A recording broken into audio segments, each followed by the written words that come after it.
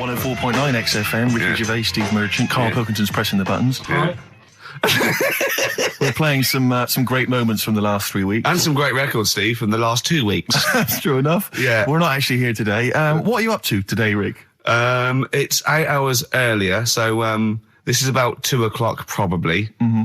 So it's about 6 o'clock in the morning. I'm still in bed, mate. I'm asleep in my hotel room. Now, where are you? We're in LA. Los Angeles. Yeah. City of Angels. Rick. Yeah. City of Angels. Yeah, and so that's what we're doing. We're doing stuff like that. That's why we're not here. We're not here next week either. So next week is the best of this week. All right, so here's the first bit. The reason you became King of the Universe, of course, is because of your fascinating French bread anecdote. Oh yeah. Come on the then. How did baguettes come about? If this is going to be someone cooked a loaf a bit wrong and said, I can still make a sandwich out of it, I'm going to hit you. No. Go on then. Right. Napoleon, when he was at war and that with Russia. 1812, yeah. Yeah, all his soldiers were like, not used to the cold weather and that. So they said, take some clothes in your bag with you because it's going to be nippy out there. So they put all the clothes in the bag. Sure. They were told, it's Napoleon, for Christ's sake. No room for any food. You're joking. So couldn't they make some sort of like sandwich? No, it wouldn't fit because of all the clothes. You had to take extra gear. Sure. So, anyway, he said, I can see where this is going. I'll be honest. Is there a baguette-shaped gap left in their holdall? They thought, let's make some bread that you can fit down your trouser leg. What? That's not true! No, it's not, I Carl! read it in Euston train station. I was waiting to go back to Manchester. Where did you read this? Scrawled on the wall in graffiti. Yeah. Do you know was it also meet me here for cock fun at 12 o'clock? The upper crust sandwich shop, Euston station. It's on the wall. What do you mean it's on the wall? Do you know it says like sail on at Dixon's, whatever? Yeah. Next to that there was like a bit of information. Once you've read the stuff on Dixon's, I get information. There's a big thing about the history of the baguette. I read it and I thought, we got to make a sandwich we can split down our trouser leg. But how can you march and fight with a huge piece of bread down your train? Although it would be intimidating. You see them coming, you go, sacre bleu, look at the size of them. They're big fellas. Well, blimey. I can't help but feel that could be a practical joke at your expense. Yeah. do that. Well, the Earl of Do you ever Sandwich... question anything you read? If it's printed up, is that, like, fact for you, then? Well, it's not funny. I mean, if they were trying to be funny, it's like, it's not, is it? So it's information. Have you heard us? Things sometimes want to be funny when they're not. That's exactly what happened with the sandwich. The Earl of Sandwich wanted something he could fit down his pants. And it was those triangle cut sandwiches wrapped in cling film were perfect. You might be right. You might be right. I am. Because the Cornish pasty, so they could drop it down the mines, isn't it? Is it? They wrapped it up they wrapped up like meat and vegetables in pastry, and they sort of crimped it, and it was like and they dropped it down the mine. So, yeah, that's how that came about. And bagels were originally made so that people could play hoopla, but then eat afterwards. I don't know if you're aware of that. That is true, Carl. Well, anyway. Call my bluff. Is that true? Yeah. They're all true. They're all true. Yeah. Tell your kids that when you have them. Yeah.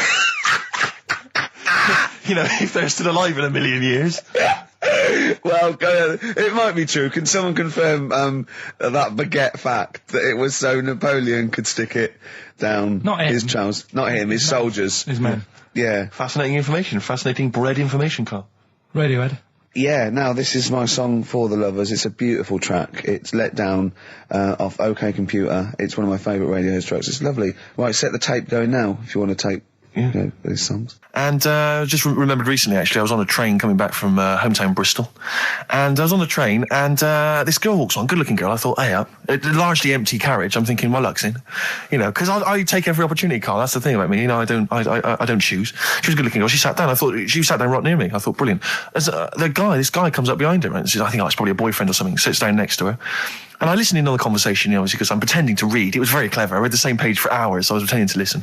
I was listening, but pretending to read. And I realised that it's not her boyfriend or anything. It's just some guy she's met on the platform. And I'm thinking, brilliant. If she's the kind of girl who's just going to start talking to someone, on a platform, on a train, brilliant, I'm going to be in here. Because he was only going one stop. So I'm thinking, what's the worst that can happen? He'll nick off, I'll get chatting to her, and who knows? I could join the is there a train equivalent? Foot High Club. The Foot High Club, brilliant. And so I'm excited, I'm listening in. And it turns out that they're both kind of graduates who've just finished university, or they're coming to their finals or something. And they're chatting away, and he's making a couple of witticisms, and she's kind of tittering at his jokes. I'm thinking, well, I'll tell you this, if she's laughing at this kind of material, I am going to blow her away, with my kind of anecdotes and wry observations, It was weak stuff, I got to be honest. Really? He was coming out with nothing. He was running on empty, as far as I'm concerned. Yeah. And she was loving it. So I'm thinking, brilliant, I'm going to be right in here. And then they get moving on to higher brow things, and I think she was going to study kind of Marxism or something like that, or communism, something. And she was asking him, by way of conversation, she was asking him what he knew about Marxism, And he was fumbling for his vague knowledge of it that he had in his life. And I'm just sat there thinking, come on, love, in any given capitalist environment, the proletariat will revolt against their oppression by the bourgeoisie, and after a brief period of socialist rule, emerges a classist society governed by community cooperation. Well, if that sort of talk wouldn't get a woman hot, I don't know what you'd use. If Marx and Engels is not going to get a woman sweaty down below, then nothing is. Then my name is You're not just Steve biding your time. Exactly. I'm just going to go in for the kill any minute. Yeah. So anyway, it comes to his stop. Right, he gets up. I'm thinking this is a piece of cake, and he gets off, and off he goes. He walks off, and I'm thinking brilliant. And I thought, I'll wait. I'll wait till the train's pulled away. I'm not going to leap in straight away. No. And he comes back along the carriage, and I'm thinking, hang on a minute. He goes, listen, do you mind if I give you my email address? Oh. Right, and if you want to get in touch, email me. I'm thinking, come on, you loser, get off now. Save your face, please, before it's too embarrassing. She accepts the email address because she obviously doesn't want to hurt his feelings, whatever. I'm thinking, fair enough. She's a good woman. I'm liking her. I'm loving her. I'm thinking that's my kind of girl. So anyway, he gets off. I'm sat there, the train pulls away. I'm thinking, I'll wait a few minutes, I'll just, give it some time. Her phone rings. It's her friend on the phone. And she starts saying it, and I was listening in, and she was going, just met a guy on the train. I'm thinking, that's true enough. She goes, he was a good-looking guy. I thought, you're having a laugh, love. To be honest.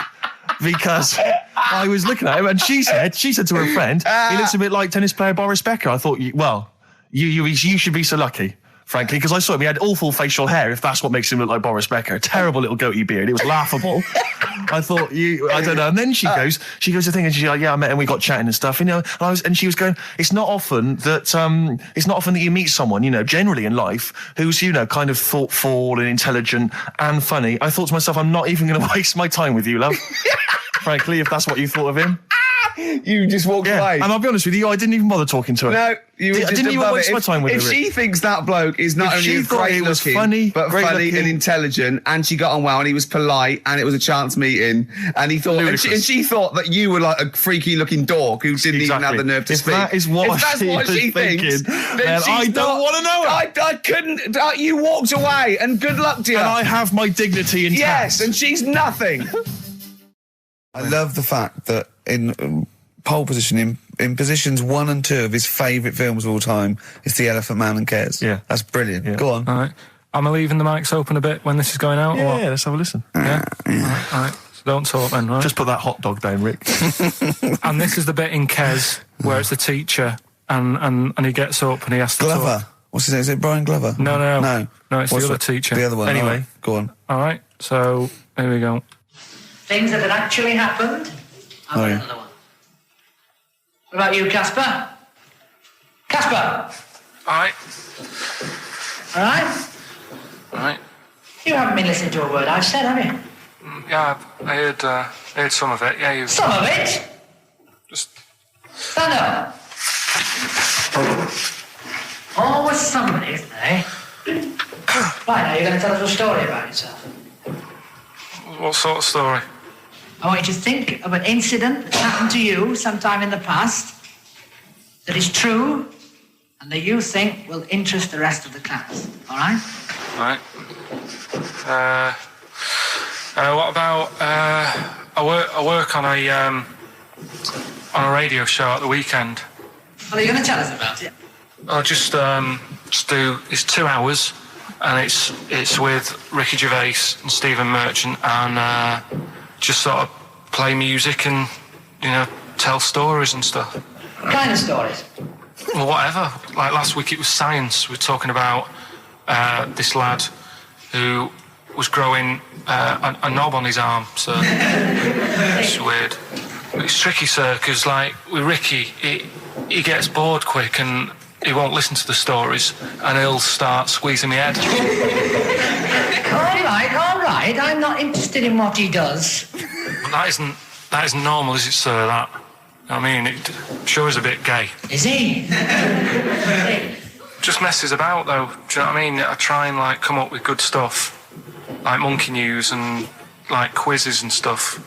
But then he'll just, you know, Ricky will just mess about. I mean, on Saturday he did it again. He squoze me head. How do you spell that? Squoze. S-Q... Oh, you're going to show it off the wall? This is a new word to me. Squoze is S-Q-U-O-Z-E. Nice, now tell us what it is. It's when he gets me head and he puts one hand on the back of it, right? And he puts the other hand on the front of it and he just sort of swivels it. Swivel, right down the front. Oh, swivel's not, it's spelled S-W-I-D-R. How many times a day? How many times a day does he swells it? It depends what time he gets in. If he gets in about 12:30, he could get a good 3 in. But I think, you know, I don't really want to talk about. You've done enough, don't you? Well done, Billy. Big round of applause. That is the effort. Yeah. Wow. That's the best thing you've ever done, Karl. This is the Best Of Show on XFM 104.9. I'm Ricky Gervais, with me Stephen Merchant. Yes. I hope you're enjoying the Best Of. You know, I've never been a religious type. You know, if people want to do it, I let them do it and what have you. Good of you. But out of all of them, I want one that's not going to take over your life. I don't want one where you've got to get up 3 times a day and you've got to go and pray and that, you've got to get up early. Forget that. It's getting in the way. But if it's something like... I was walking to work the other day, right, across Oxford Street. There's a little Hare Krishna fella there. And he sort of had a leaflet and stuff. And he said, you know, are you interested? And I said, what do you do? And he said, well, you know, we're against getting stressed out and what have you. And he gave me a plum. They hand out food for some reason. But I sort of asked a few questions. That's just the imagery. These two bold people, one of which is wearing an orange smock, Holding a plum in the middle. He hands the other one a plum. It's almost like you can imagine some kind of religious painting. Exactly. Yeah. But you know, what is their sort of main thing? Because he didn't really tell me that much. He was a Japanese bloke, so I didn't know what he was saying that much. Why? He wasn't speaking English? Not very well. He wasn't the best sales bloke to send out for them, is what I'm saying. Yeah. But what's that? Are they? You're saying they're nothing like? Well, I believe Hare Krishna is a kind of as an offshoot of a sort of Buddhist faith. It is. I think they are Buddhist, aren't they? Yeah, and obviously their kind of trademark, as it were, is that they have to say. I believe they have to say Hare Krishna, Hare Krishna in a certain rhythm, in a certain order, a certain amount of times per day. That's why you see them walking down the street saying Hare Krishna, Hare Krishna, because it's actually a sort of religious chant which they're obliged to do. So you see, even if you go into the Hare Krishna faith, you may find yourself, you know, in Tesco or whatever, forced to say Hare Krishna, Hare Krishna. Perhaps out loud, not just thinking it. Yeah, no, out loud. You can put it on an iPod and you couldn't put that on an iPod. No, it doesn't count. No, I think you have to actually say it. So I guess that kind of eats into your social life a little bit. And there's the wearing orange as well. Particularly frustrating, I imagine, if you're in a cinema or a library. A little bit awkward there, you know, midway through. Or Star you Wars, live whatever. next door to a bloke called Hare Krishna, Yeah. who constantly thinks you're calling him. Yeah. That probably. Yeah, so that's in this. I mean, I don't think we've quite done the Hare Krishna faith its full service there, but so interesting to you. I mean, you got handed a plum. You've been treated well by them. Yeah, well, but he couldn't tell. I just wanted to know how much time it would take up. What are the benefits? You know, what can you do? What can Well, I you think do? the benefits are they probably don't get stressed out. They've probably got that sort of that zen, that chi-ness about them, where they try and interact and Quite meditative. yeah. Yeah. I've got some nice trainers as well, don't they, with their orange. What are you looking for then in a faith, Karl? You say what are the benefits? I mean, obviously Catholicism, you get the communion wine and bread, so... Yeah, but I can afford that. Right. Probably, just I like the Crusaders. I was forced into joining that as a kid because a mate sort of joined it, and he sort of said he'd join, and I sort of swore at him. I said, I'm not doing that. Right? Yeah. He said, right, if you don't come with me, I'll tell your mum that you just swore. So I was like, oh.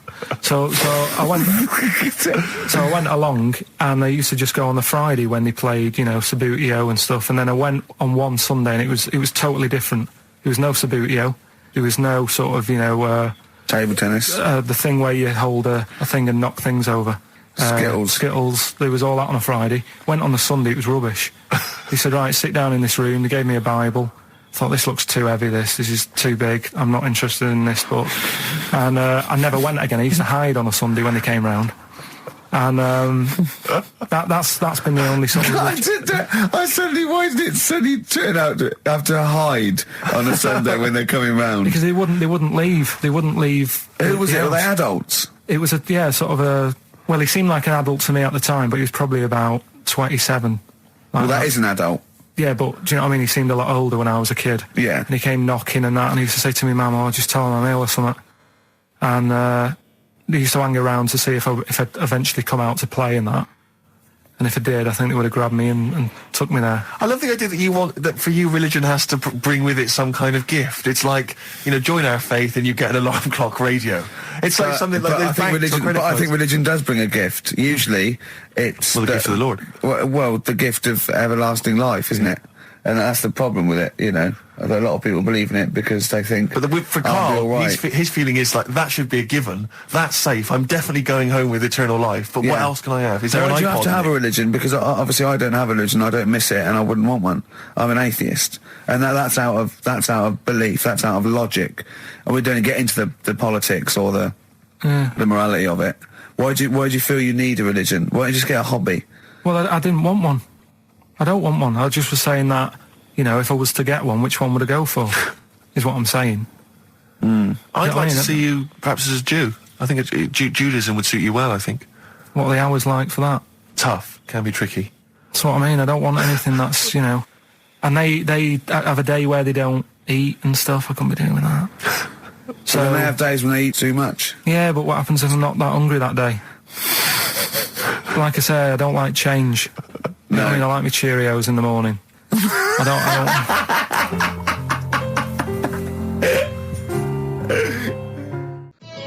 don't... Avalanche's Frontier Psychiatrist. Absolutely. Well, we've had lots of emails.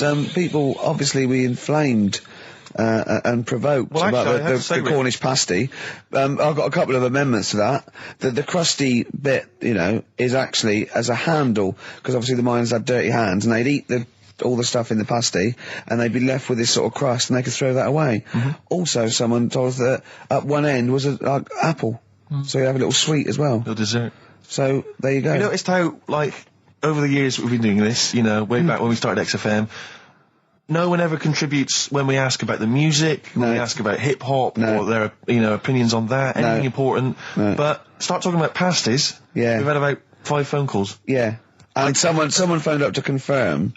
They used to work for Upper Crust, and basically Karl got all excited. So it is true. Well, I don't know if it's true. I've read the same sign you did, Karl. Interestingly, there's an email here that says, which basically offers a history of the baguette, and talks about after the revolution, the government decreed that all of France must eat the same bread, and it was up to the bakers to bake this bread of equality. And then Napoleon kind of made sure it was a particular, he kind of set in obviously on the bread you can eat anything you find in the garden, frogs, snails, bits of horse, but squid. The interesting thing is, Rick, that there's no mention of sticking it down your trousers whilst going to war. The French have tried to keep that secret for over 100 years, it was only Steve. the upper crust people. Nearly 200 years, that is a top secret. Somehow Euston Station Upper Crust got hold of a document, left behind in an old sea chest, possibly Napoleon's, could have been Josephine's. Unfortunately, jotted it down. He's kicking himself now. Oh, Secretary, I cannot believe I left a note. If he talked like that. He did. He did that. Yeah, he talked English, but in a very funny French accent. Do you remember, there was one thing that, talking about funny French accents, you remember Allo Allo? Yeah. Remember, it was on about 5 o'clock in the afternoon, but they still made, because it was a funny Frenchman, it was that English guy who was posing as a French police officer. It's very complicated plot. He would often walk by, and I remember there was one where he said, I was pissing by the door when I heard they shit. Oh yeah. Now, that's passing I'm allowed by to the say door. that. I'm allowed to say Passing that. by the door when I heard a shot. That's what he's saying. I'm allowed to say that at 2 o'clock because I'm just saying I'm talking in a French accent. Yeah. I was pissing by the door when I heard a shit. Yeah. That's fine. Yeah. Because I'm speaking French, Carl. Do you know what I mean? That's the rule. I'll tell you something I do know. Go on. Right? But I can't really get a question out of it. Go on. Just tell us. There's a shadow somewhere. It's already good, isn't it? I'm loving it already. No, right. There's a shadow. I think it was in America. Yeah. And it's on a quiet road. I'm guessing somewhere like Boston. That's what you mentioned. Okay. Right? No. Somewhere like Boston. And people at night used to see this shadow moving about. And they'd go, what's that? Right? And it got known, the town, the little local town got known for this shadow, but it didn't cause any problems. What are you talking about? Well, it was like, You lost me. What are you talking about? do you know, like some places get famous, like Scotland's got the Loch Ness Monster and that, but it doesn't cause any. Yeah. But it doesn't cause any problems. It doesn't exist. Go on. Right. So there's this shadow walking about on the road. And, What do you mean? No, what's he again? Rubbish. Right. So it's walking Nonsense. about. Where did you read this? Where did you It's see walking this? about. This was on the internet, and I'm sure. Sorry. Sorry. Right. I thought it was shite. I didn't know it was on the internet. Right. So this shadow is moving about, and Independently of an object. yeah, and the local mayor and that is like, yeah, it's a bit weird, but it's not harming anyone. The mayor involved. Was he elected to that post? Hey, mayor, we got a problem down here. Seems like a shadow. Well, it's not causing any. No, it was Is just it causing any problems? Yeah, go on. But that's the thing. It was left for years, and then it did start causing problems. I see, that's it. If you leave these shadows to go unchecked, Rick, they go crazy. Yeah. You let them run amok in the city. Yeah. You've got to stand What did it do? on What did it Roman do? shadows. What did the shadow do? It was pushing people off the bikes. It was what? It was pushing people off the bikes. Oh, I'll find out more for that next week. Right, that'll tease oh, them. you're a maniac. We'll do more on that. We haven't had time for educating. Please never have children. Right, listen. You're Just promise me now you'll never have kids. Like I said to you, though, the reason I did this was to get that kitchen. Right? Now, Brilliant. as we speak now, right, Builder's in the flat. He's been annoying me. Of course he has. Of course he has. What's he been doing? When he turned up on Monday, right? Yeah. Wanders in, and the first thing he says to me is, said, the pub across the road, is it any good? I said, well, it doesn't matter, does it? You're working on the kitchen. Think of saying that to a builder. Probably making conversation. Probably meant, do they do a toasted sandwich? Because I've got a half-hour lunch break, not an hour, like Karl Pilkington. So I'll probably go and get a nice, cheese and tomato sandwich. Is that genuinely what you said to me? Yeah. The first thing you Yeah, said so to me? Suzanne had a go at me saying, why have you said that? He hasn't even started on it yet. I cannot believe that. You're unbelievable, Carl. And you say it's us that are rude, crass, I wasn't being thoughtless. rude. I just was letting him know. Do you know what I mean? I know what He they're up knows to. what he was there for. He had it down on his little docket. Do the kitchen this week. Yeah, but- He didn't come there and go, what did I come out for? Was it to go to the pub for a week? Why am I wearing these overalls? Yeah. Who's the little bald mank twat insulting me? Let me just check. Let me call the head office. I wasn't having a go, though. I mean, they should have finished it yesterday, and they're Yeah. there now, right, Yeah. on their own. And what annoyed me is they turned up late today. Hold on, Carl. I've just realised something. They're probably listening to the radio. This, I assume, tuned to XFM, isn't it, in your kitchen? Yeah, but they don't know it's me, do they? Do you know what I mean? No. They'd go, he's got a whiny mank voice as well. So's the bloke who owns this place. And the bloke who owns this place, when I said, what's that pub like across the road, said, well, you won't be bothering you that. He's working on this. No, he won't be able to put two and two together, will he? You've suddenly, the penny's dropped, doesn't it? You've suddenly realised. Look at his face! Yeah. He's suddenly realised they might know it's him. And they could be listening, and they're going to clean you out, mate. Oh, if you are the builder working in, where is it? I won't say the address, but it's, Central London, isn't yeah. it? Go Yeah. mental. Have whatever you want. Opposite Seriously. that pub that you Yeah. like, that you're... That He'll probably be in there now, so he won't be listening. Oh, insulting You know what I mean? insulting That's a a further British insult. workman. He should So have been in just go today. mental. He should have been at 8 this morning, Just which annoyed go me anyway. mental. Why? I really don't understand why they've got to start so early, right? Yeah. But he said he'll be there for 8, turned up at 9:30, right? Wanders in, and what annoys me is he could have left all this downstairs. He had a paper under his arm, Yeah. one of those crossword books, and a pot noodle. Now, I'm not being funny, but most of them take quite a bit of time. A crossword book, he's not happy with just the one that's in the paper. If you're listening, if you are the builder that's listening now, doing Karl's flat, what about Stop pissing in the laundry basket. Okay, 104.9, Ricky Gervais, Steve Merchant. We're not actually here. It's the best of. Look at his face. It was really light, right? We've had the parrot, right? These are things that I found. Found the parrot, right? I've told you about the dog in the car wash. Right, you didn't tell me about that. You said there's a car wash for a dog. That's all you told me. Yeah, the but parrot, you said there's a parrot. What? It's a problem at funerals. Yeah. That's nothing. That's nothing. That's nothing. Do you understand? And They used to eat cats. what else have we got? There's an elephant in India with sore feet. Why? There's an elephant in India with sore feet. No, I'm interested. Why? Tap dancing. Why? I didn't write that He's much down trying to about break it. Roy Castle's record. He's still going. Go on. What is it? What is it? Think. It's an elephant, and it was really old. It was about 76. Right. And it had sore feet because it's old, and They don't make stair and lifts the that roads, big, do they? roads are bad and that. Yeah, go so they said, what are we going to do? And the town was like, oh, you know, we're used to seeing it around. It's part of the thing, you know, we don't want it to have sore feet. Yeah. So they got some slippers made for it. And it had like a picture of the elephant looking happy wearing some slippers. I love him. I love Carl. His world. Think of it. Where did you see this picture? That was on the internet. Right. That's a lesson, though, for any elephants listening. You know, don't wear stilettos to work every day because it can do your feet in. So that But don't elephants have really bad memories? No, they have really great good memories. Oh, do they? Yeah. Oh, well, that's good then. No, I just thought they'd forget where they put them. I thought there was something about elephants having bad memories and that. It goes on, where's my slippers? Yeah. I'm sure I left them by the table. So sorry, there's an elephant walking around wearing slippers. Yeah, that's in What India. kind of slippers? Those sort of old man ones with the sort of check. Well, round ones, I imagine. Yeah. Big round ones. There was that going on. And is it happening? Is it happier? I mean, does it feel No, more it satisfying? looked it. Did it look? How can you tell? How can you tell for elephants, please? What else is there? There was a woman who's had a breast insured for 150 grand. Right. Okay. Any more information there? What? Third party fire and theft? Don't know. It had a picture of her with them, like, you know, out. I just thought, yeah, he should get them covered. Oh. He's done another real joke. Brilliant, that's a proper joke. He's done look at his little face, he smiles. I'd like to see you on one of the sort of TV panel games. If they could bring back sort of celebrity squares, he'd be amazing as the centre square. Oh, that would be Wouldn't incredible. That be or on Countdown in Dictionary Corner. I imagine him in Dictionary Corner. I'd come up with cat. If that helps at all. Yeah. Memblant. Yeah, what does that mean, Carl? Just anything you want it to mean. What I've got, there's a dog that's got a cough in Singapore because it smokes 20 a day. Right, okay, another one. No, it's the last one in it, so we'll save it. The last one we've got is last week when I did Do We Need 'Em, do you know when I called up one of the museums in a science museum? Yeah, you talking to me? Yeah, I'm just saying, I wanted to tell you before when the song was on, but you're so busy listening to it. Yeah, was I so busy listening to a song I was playing? Yeah, but we're doing a radio show, aren't we? All right, what's your point? Well, I just wanted to say, she emailed in to say I got her name wrong, so I'm just apologising for that. What did you call her? I think I called her Jessica. What was her name?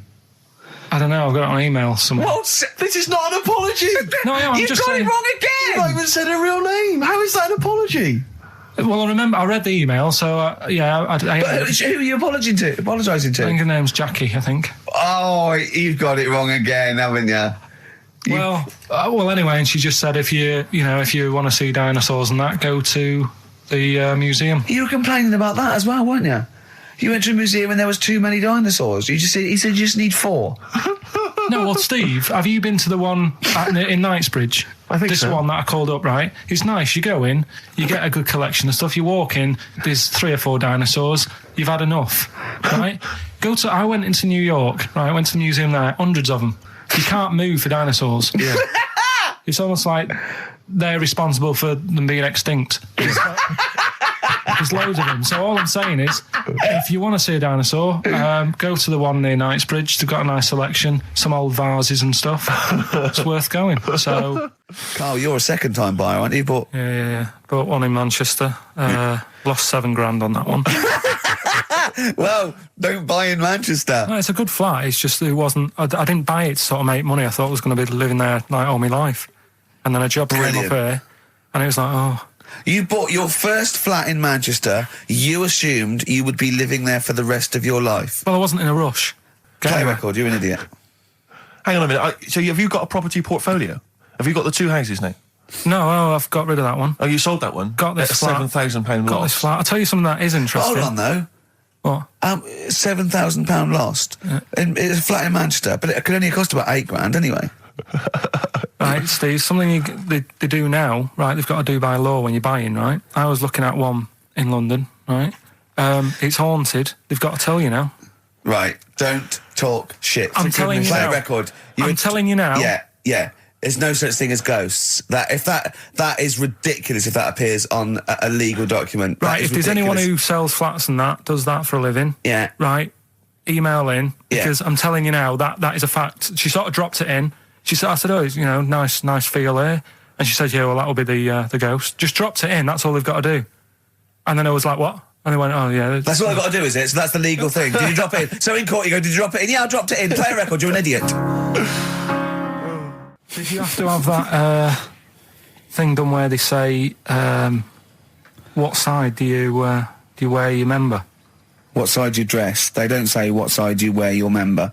That would hardly be a euphemism, would it? So they say what side you dress, sir. It means what side your little John Thomas leans, doesn't it, on rest, usually to the left, isn't it? Your little left testicles. If I said to you now, what side do you wear? Hang on. Do you know? It would be left. It would be the left. That's what I mean. If standing there, right, with nothing restricting it or holding it in or holding it up, right, it sort of leans. Your one ball is sort of like slightly back and lower, isn't it?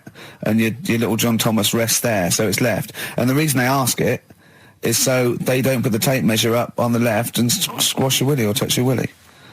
So it's nothing to do with like, well, you'll need a bit more room of sort of more material on that side, or. Well, no, I don't think they compensate. It's just when they put when they stick that up into your groin, they don't want to come in contact with your little. The thing is, I don't know what side I wear stuff on.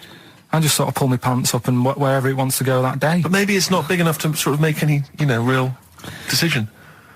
But like now, I'm sat here right with my jeans on. I don't know where I am. Well, that's clear from hearing you talk. No, but what I mean is, if a fella said to me, "What side are you? What side's your member on?" Member. What is this? What is this? The use of the word member suddenly? I'd go. Well, it's not. It's usually not appropriate. And also, I imagine in the old days they had big baggy pants. They used to sort of like hang down. And now, like with those stretchy boxers and briefs, it's sort of held up in a nice neat little parcel, isn't it? So it's probably not appropriate. It doesn't come in contact with your little snake. So, Did you ever? What have you ever heard that? Are you telling me a tailor has asked you that and you went, "What do you mean, mate?" No, I've never. I've not really had one made to measure. I had one made when I was a kid, but since then I've sort of bought a suit off the hook. But when you were saying about buying a suit, I know that question sort of crops up, and I don't know what the answer is. It just annoys me the way I don't know. There's no surprises anymore. Do you know what I mean? People know. What do you mean? He's going to go, right, I'm going to measure you now. Which side shall I measure? Go, well, pot luck, go and have a look. Right, there you go. Oh, you got it. You checked me out. What do you mean there's no surprises anymore? What are you talking about? Everything you say is a surprise. Everything you say, every opinion you have is a surprise to me. What I mean is, why aren't people just happy just to go, well, depends, doesn't it? I'll just pull the pants up wherever it wants to go. I'm happy. What do you mean? Why is this such a big issue? But Karl, when they ask you this question, they're not making a note of it somewhere. It's not statistical research to find out what the kind of common leaning is. It's a question so he doesn't touch it when he's using his tape measure. Just be careful. But he is being careful by asking the question. But what's wrong with him touching it anyway? It's only like a slight. Fair enough. But if he just sort of, knocks it a little bit, you can just go. Do that again? To me, it's the same as the prostate thing. It's just happening all over again. But the doctor doesn't go, oh, what side's your arse on, sir? Trying to avoid the arse. He wants to go, he knows where your arse is and he's aiming for it and he wants to get it up there. He's aiming for it for a good cause. This little fella's going, well, I've got to measure his leg. I don't want to touch the knob. I'll just ask him, sir, do you mind telling me where your cock is so I can avoid it? It's a big difference. But like I'm saying to you, I'd have to have a look first to let him know. I don't know where it is now. I don't know. It could be the left, could be the right. Are you telling me you don't know where your knob is without now? looking? Well, what do you mean without looking? How could... Well, you're saying it as if like... Should we have a guess? Well, have a look and tell us where it is. What are you wearing? What sort of pants are you wearing? I've got my jeans on. But you got pants on underneath them? Yeah. What are they? Briefs or boxer shorts?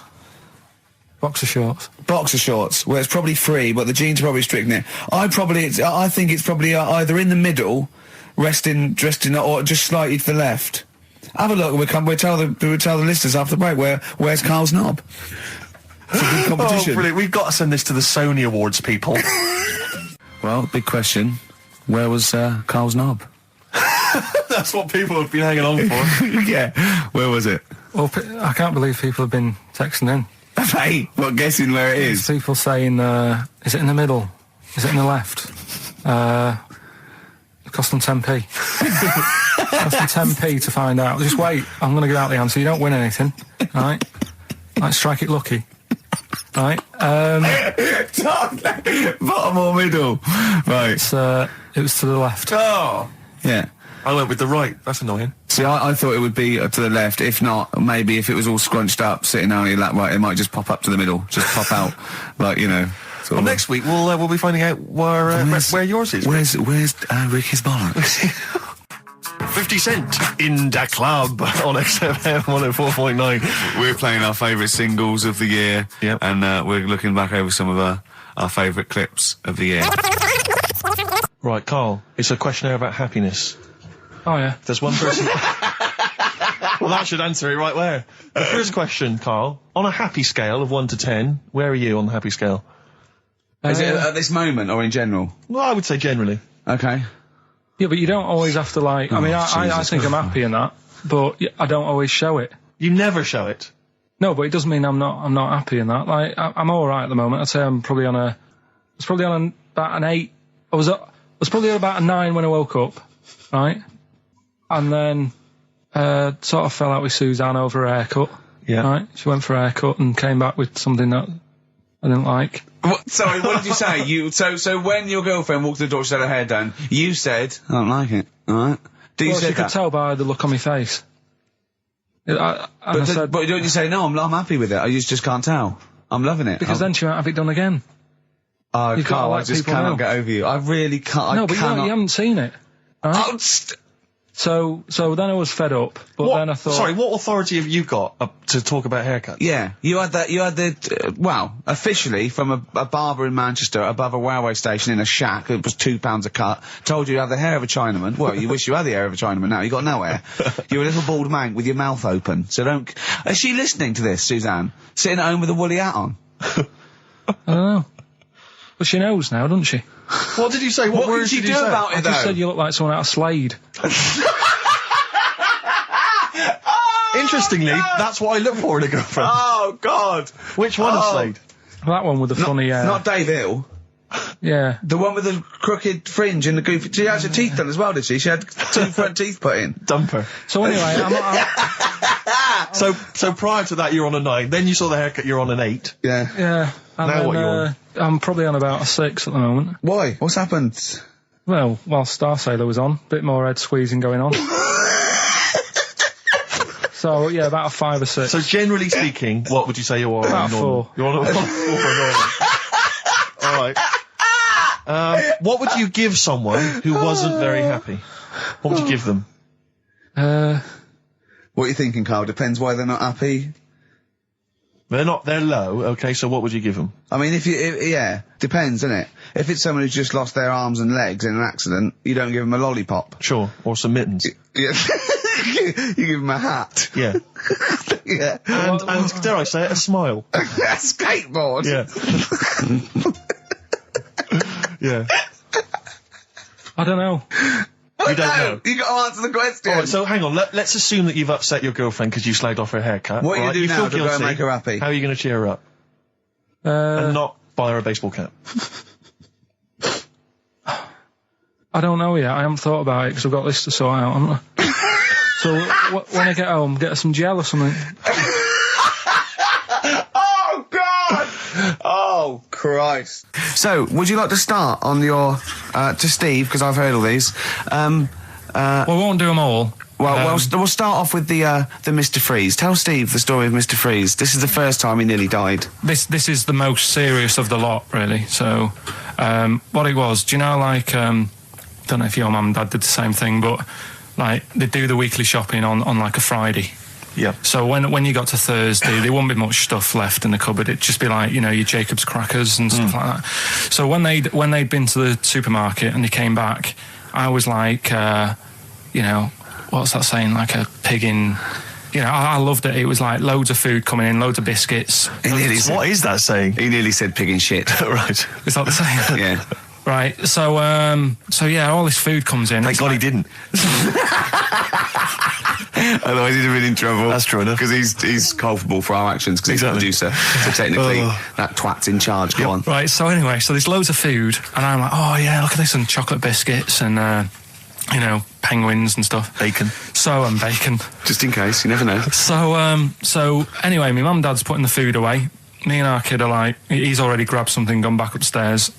It's like feral children. It's like a quest for fire. And then they ran upstairs. What did he just sit under the bed, gnawing at some sort of pig's trotter? So I saw, do you remember Mr. Freeze Pops? I do, yeah. So they're kind of like popsicles, icicles. Yeah, but really long, like a foot long, right? Yeah. So I thought, I'll have one of them. So I grabbed it. Went for the nutritious stuff first. Absolutely. And like my mum and dad are putting this stuff away and what have you. And I rip it open and knock it back, right? Straight away, just right back like Swallow that. it, Right, yeah. But it went down the wrong way, right? So What's down your shirt? So I was like, oh God, I can't breathe. And my mum and dad didn't even know what I'd ate. Do you know what I mean? I ate it so quick. Yeah.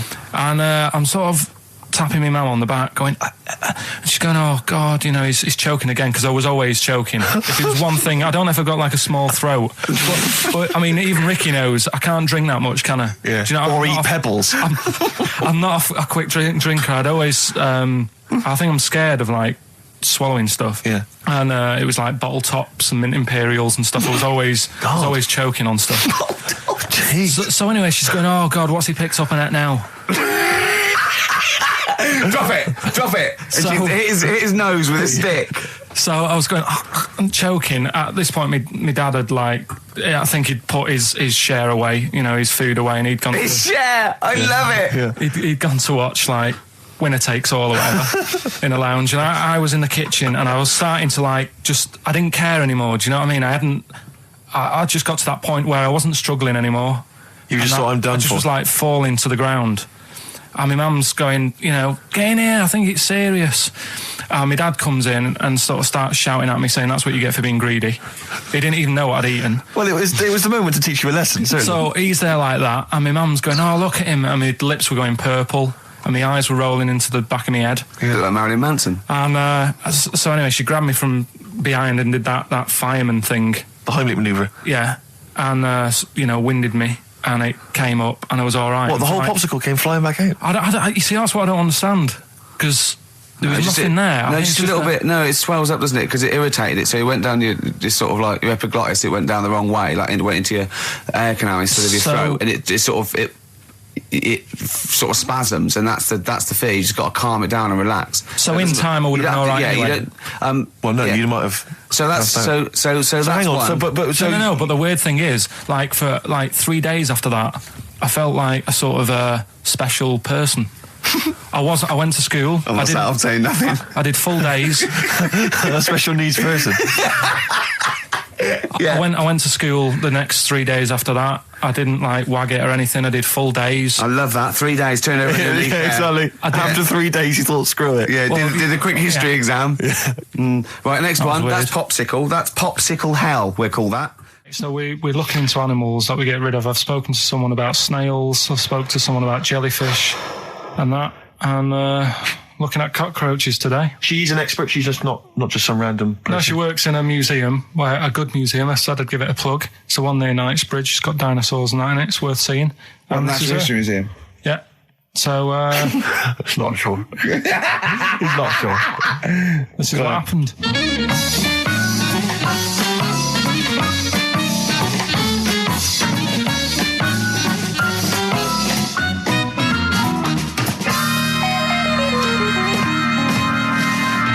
Now, what I'll do, I'll tell you as much as I know, and then you can fill me in if I'm right or wrong. And then at the end of it, we'll get to the bottom of whether we need them or not. Okay. All right. So first of all, the first thing that I found out is that they have 18 knees. That's not exactly possible. They're insects, so they have 6 legs. Yeah. And a knee is usually the junction between femur and tibia. That's sort of classic human knees and every other animal knee. So with 6 legs, you can only have 6 knees. Could somebody sort of got mistaken for seeing one that was a bit double jointed? I think you're grasping at straws or something. All right. Well, we might have to come back to that one then. Okay. They can hold the breath for 40 minutes. Well, they don't do that because they don't breathe in the same way as us. They breathe through little spiracles, holes down the side of the body. So, no, they're not a very apt simile because the method of breathing is so different. What do you mean? Because insects have a totally different system. They don't have lungs in the way that we do and just breathing through one part of the body. They're actually breathing through every segment of the body all of the time. So even though they've got their mouth shut, they might be able to slide. Nothing to do with breathing. So only just feeding. So you see, maybe that's where someone's gone wrong. Someone's got hold of one and sort of taped its mouth up or something and got bored after 40 minutes and said, well, we'll call it right. It's a pretty unkind thing to do to an insect, even to a cockroach. Yeah, but it's all... You can't do that. Yeah, but... No. Pretty unkind thing to do to anything, even a cockroach. Something else I found out. Yeah. They can live for a week without an head.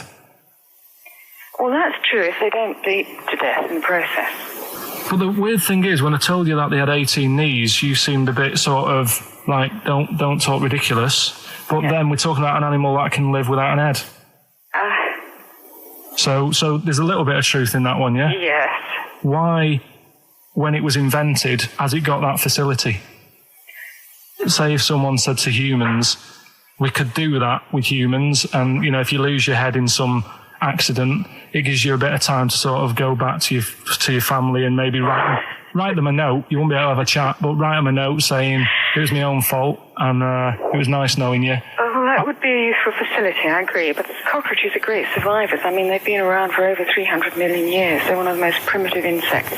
All right. Well, I've also... is it true that they do a lot of resting? Apparently they can sort of rest for 75% of the time. Rest? Yeah, they just sit about doing nothing. It's probably true of a vast proportion of the world's fauna.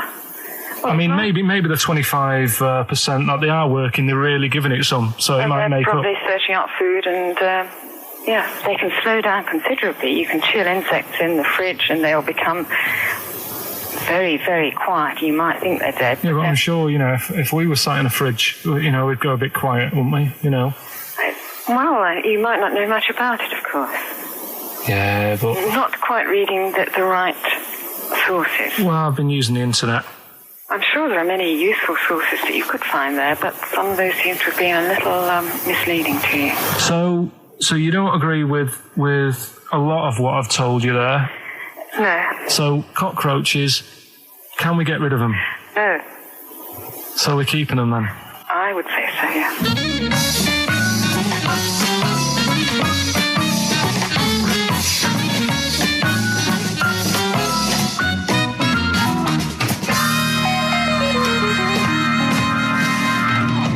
I think we should get her on more often because she sounds like she'd be a bit of an ally, really.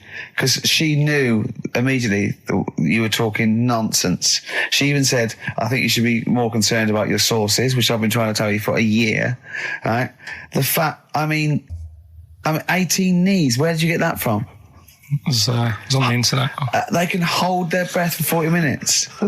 I mean, I don't know what you read and take on. Mad world, don't it?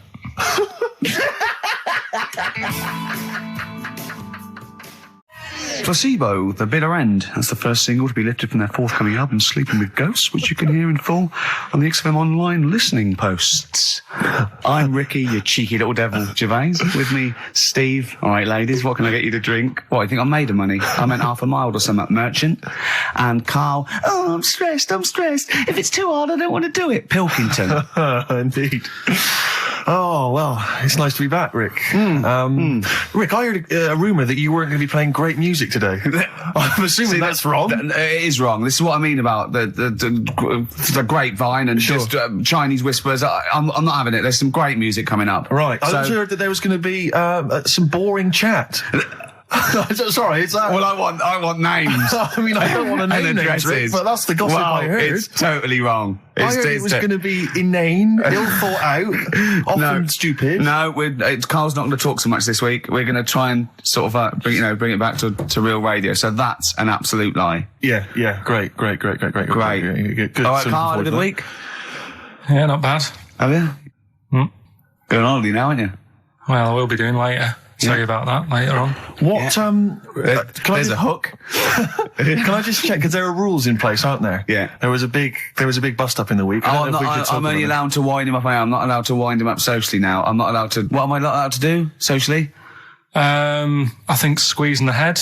Okay. Socially, it's been crossed off. Right, okay, and I agreed to that because it got to a head where Karl was really upset and he was thinking of just giving it all in, weren't you? Yeah. Yeah. Why was that?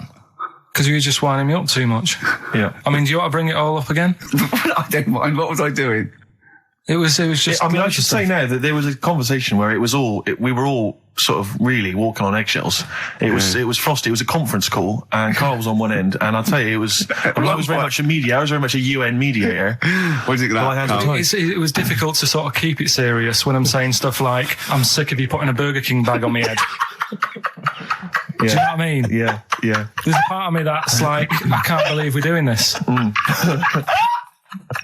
What I like about it is that I'm laughing and going, well, I won't do that anymore. And he's going, you can still do it on air. And like today, I came in, I went to squeeze Eddie, went at 1 o'clock. I love those rules. Yeah. I love those rules. Well, between the hours of 1 and 3 on a Saturday, you can squeeze his head, you can put a Burger King I back on his... can't wait. It's terrible. Oh, dear. That all started last week as well, really, because I got in a bit earlier to do an edit for you on some track that had swearing in it, right? Yeah. So I get in early, he comes in, first thing he does is go to sort of squeeze me head. And my reaction was, not now, do it later. As if it's all right to do it later. Yeah. So that's kind of what made me think this isn't normal. We should just point out, when we say squeezing your head, what exactly does that mean? I put my hand on the front. I do 2 experiments, right? Yeah. One is the side, because you can crush an egg sideways, so I think that's more dangerous. Right. And I actually put my elbows out, and I pressed like a vice, and I really go for it until it really hurts. And the front one it shouldn't hurt so much, if my experiment's right. I don't know.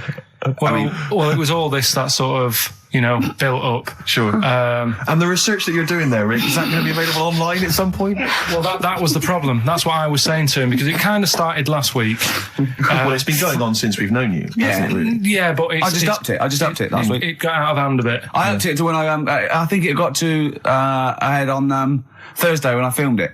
That was it, yeah. That's right, yeah. I brought in a cameraman to film me torturing him. And there was some people from the 6th floor being shown round. Yeah, some management and that, showing probably clients round.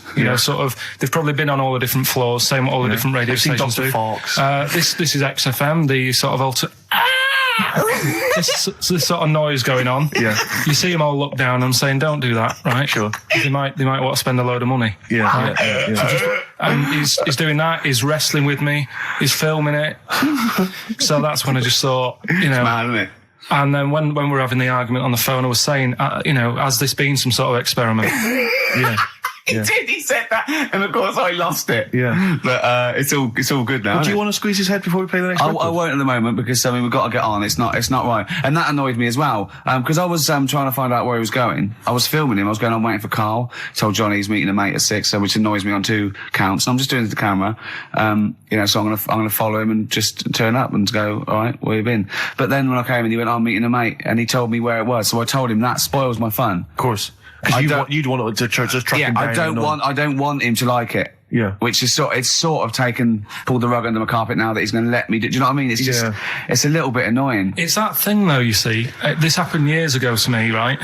When, you get pally with someone and then you wind each other up and And then there comes a time when you just go over the line. Yeah. Right? What happened?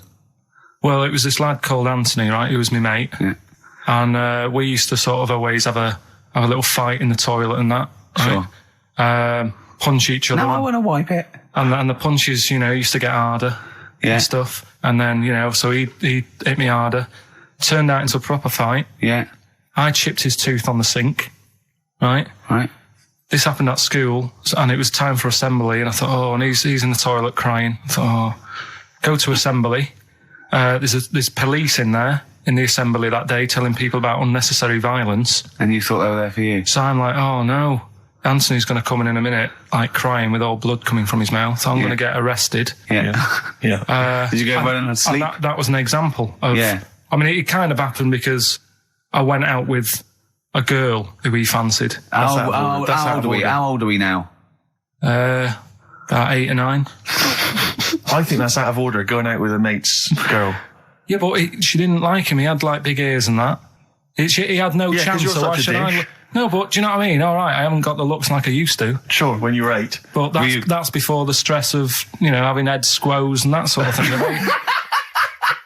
I have aged a lot. Having your head squeezed. I love your own grammar. I know, that's the past tense, is it? Squeeze or to have squeezed. Oh, he did squoze his head. Yeah. Oh, brilliant. So, what about a bit of Bowie? Let's, be my wife.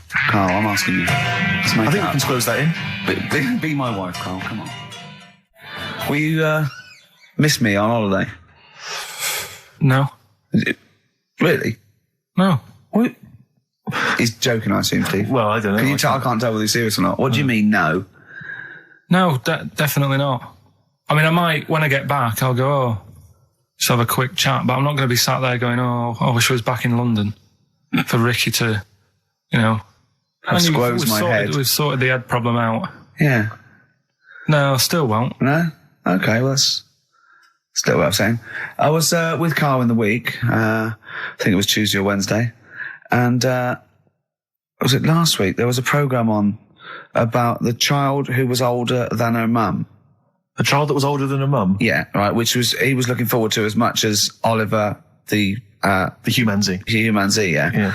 And I didn't see it in the end. Did you miss it as well? I missed it. So and is what it is this little girl, and she's got an ageing thing. So he was telling me about this. It's all from him. He went, and what it is, right? She's about 5, right? But she's aged, so she's actually 90. Right? And I went, oh God, really? He went, yeah. And then he went, could she get served in an off licence? I went, no. He went, well, that's not fair. I went, what do you mean? He went, well, I said, she's 5 years old. She's a 5-year-old girl. He went, yeah, but she's got the body of a 90-year-old. So, oh God, let her have a fag.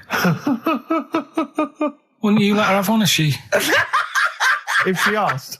Yeah. If you worked in an off licence and she wandered in, right, and so she's 2'6".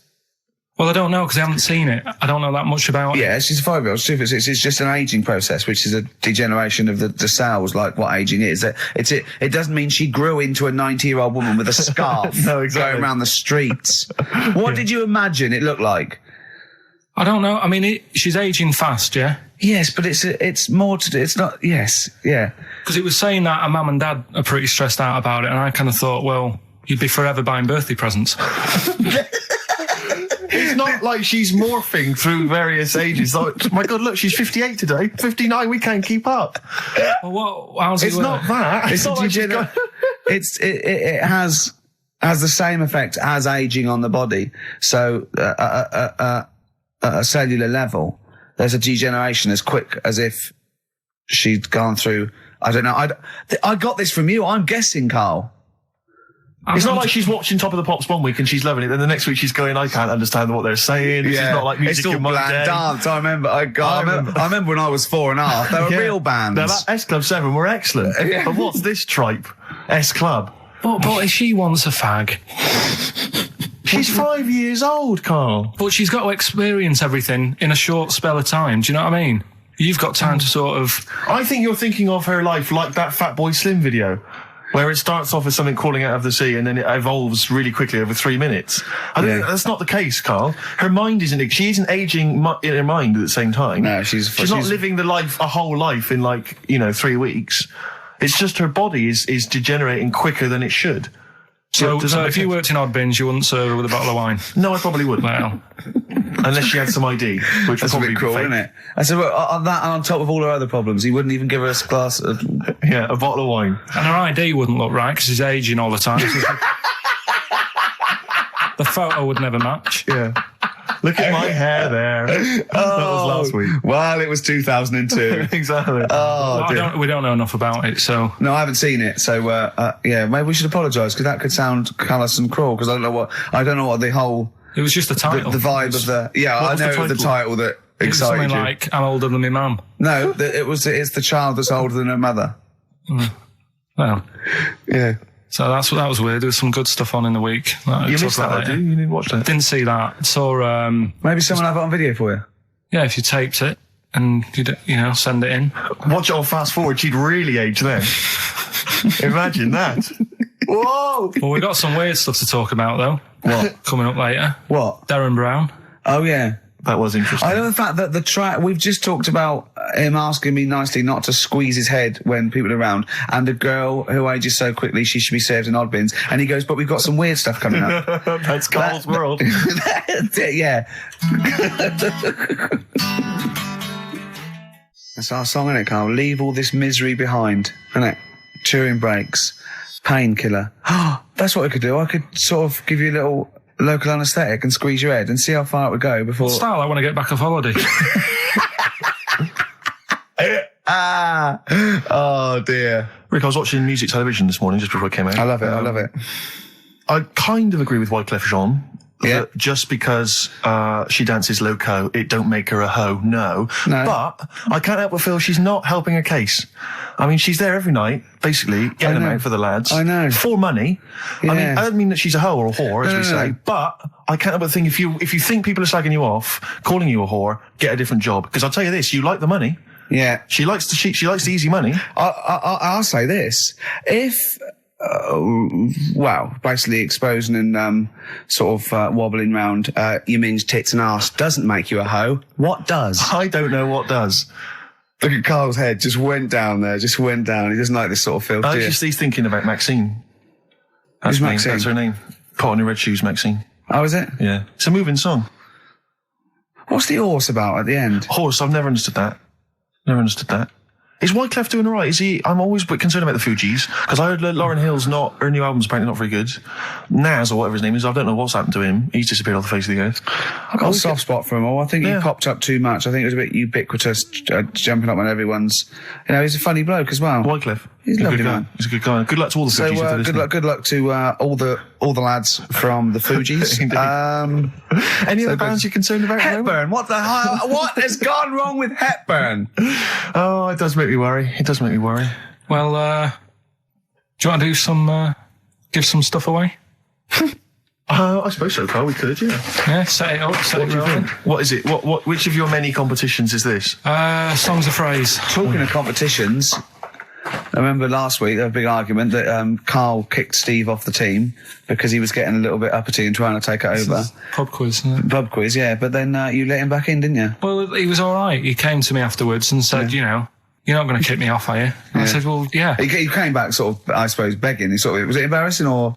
Well, no, it's just, he learned his lesson. He realises he overstepped the mark, like you have this week. Yeah. Do you know what I mean? We've all learnt a lesson. Yeah, we've all learned a lesson. But I won the quiz, didn't I? And you didn't. Well, that doesn't matter. The thing is, but I won all the money, didn't I? Please bear in mind it's taking part that counts, Rick. Yeah, sure. I wasn't winding you up in the quiz, though, was I? And all your team was older. Yeah. Well, what's that got to do with it? You've got a collective age, your team, of about 300. No, one of them was only one of them was actually 5, but she just aged a lot. I think when I took the 11 plus, we were all around the same age. That's what I mean, right? Your team was a lot older. What was our average age, would you say? Average age probably 30. Right. Yours at least 41.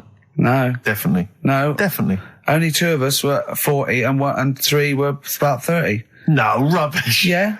Who's 30? Martin. Glyn's about 36, yeah. About 30, but It all helps, doesn't it? And Alps. And you've all got. And I was under 30. And I was under 30. And you've got a better general knowledge. yeah. We were cheating. We knew more. You just knew more stuff. Yeah, that's not allowed, is it? Proper quiz time. But I Anyway. wasn't winding you up though when I won. I wasn't gloating or anything, was I? No, that's all. When you kept sort of counting it in front of me and Like he hasn't got enough cash already, Carl. how much was it? How much was the prize? I can't say. Maybe gauche. Right. Is that tax-free, that money? Yeah, it's a prize, isn't it? Is that true, though? Is that how it works? I think so. Prize money, isn't it? I don't know. Well, Right, otherwise, I assume you'll be declaring that. Yeah, will you? Yeah, you'll be paying tax on that. Yeah. Because you know where people, the taxman could contact you via XFM at any time just to check that if you wanted to. Sure. Okay, prizes to give away this week. You've excelled yourself again. We've got, once again, Scotland Rocks, the very best of Scottish music, Texas Deacon Blue, Brilliant. and Jerry Rafferty. Proclaim's on there or not? Proclaim's there, don't worry. Delegate's on there as well, don't worry. Yeah, it's very Don't cool. worry. It's Biss on there. It's Biss on there. I'm just checking to see if Midge and Hugh and Gry feature, but they do, thankfully. I don't know.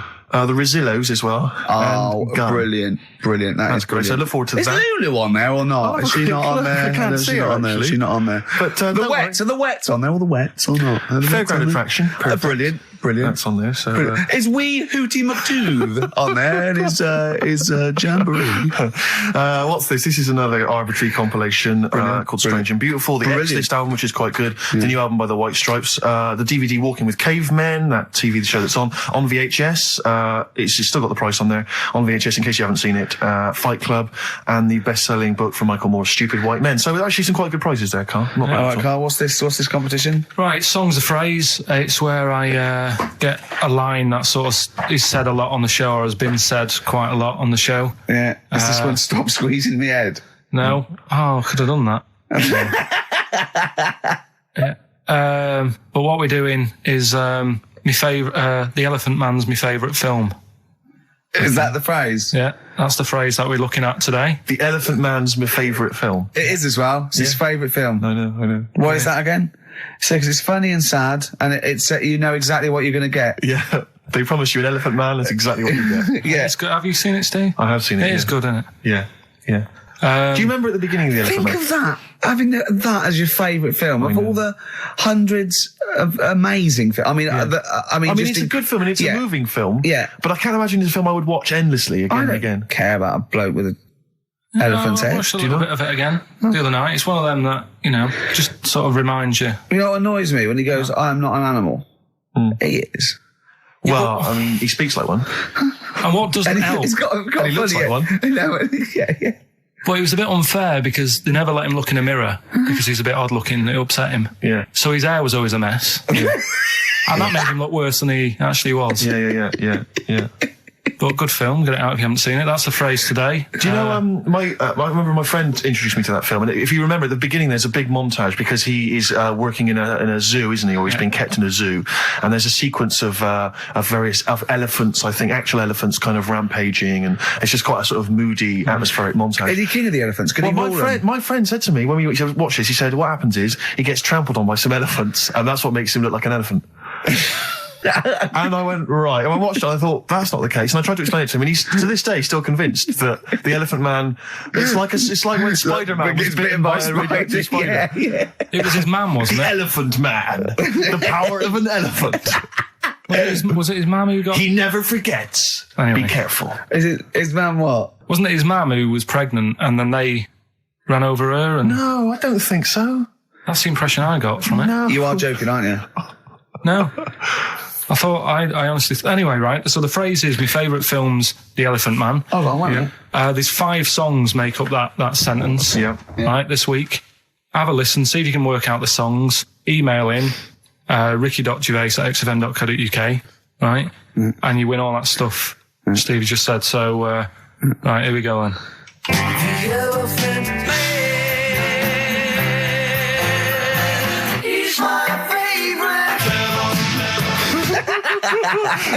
That was nicely done. Genius. Right. Let's hear it again. Here we go. The Elephant Man,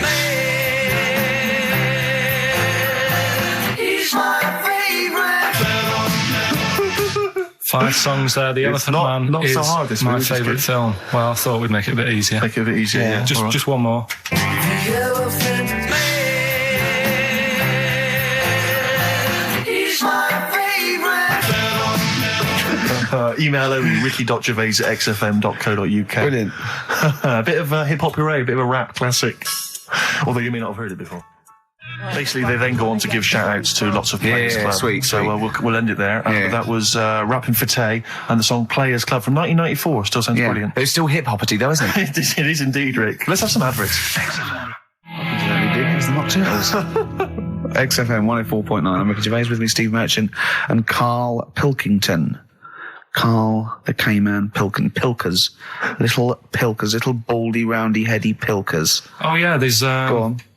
There's a what's the name? If people go to the You're website... joking. There's not a what's the name. An actual what's the name? You are joking, Karl. No, it's just you reminded me. Oh, of the did I? little round bald head. Yeah. If they go to xfm.co.uk, right, Yeah. /Ricky, there's a picture on there. You know that picture you did? Oh, that I drew. The one you drew of me? Who put it on? Did what XFM put it on? Yeah. Did it look good? Can Can you get into it? Can I have a I'll look? have a look. Yeah, I'll have a look during the What next is it? xfm.co.uk? /Ricky.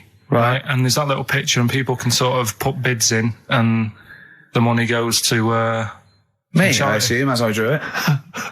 No, it's for some charity thing, so... Because I read something that I think there's been a bid of at least £50, which is pretty No, impressive. there I swear hasn't. to God, I just saw it earlier. I deleted it because I thought someone was winding us up. You deleted it? Well, I didn't know, did I? I didn't realize you didn't keep me informed. Well, it just... Oh...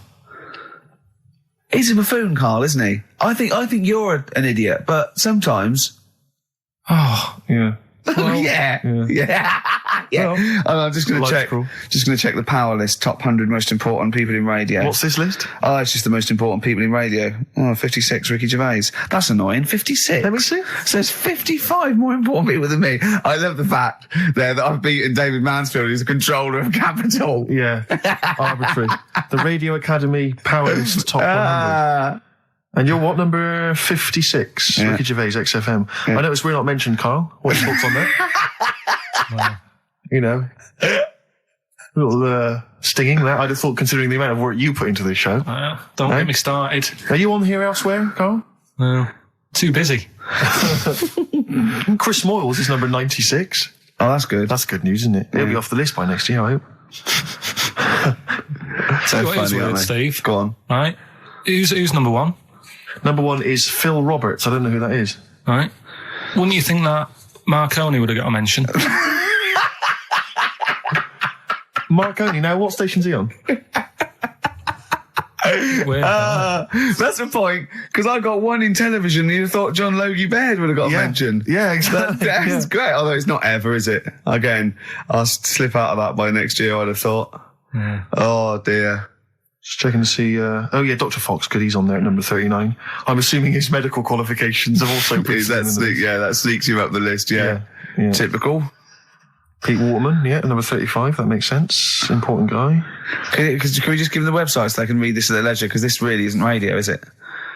Right, well, xfm.co.uk. No, that website, if they want to see the most... Oh, I don't know where it is. I'm just saying xfm.co.uk /Ricky if you want to see that picture. And whoever bidded 50 quid, if you can send the email again. Bid, whoever bid. Whoever bidded. Yeah. We should start picking you up on your grammar. I mean, we're hardly ones to speak, but, you know. I squoosed.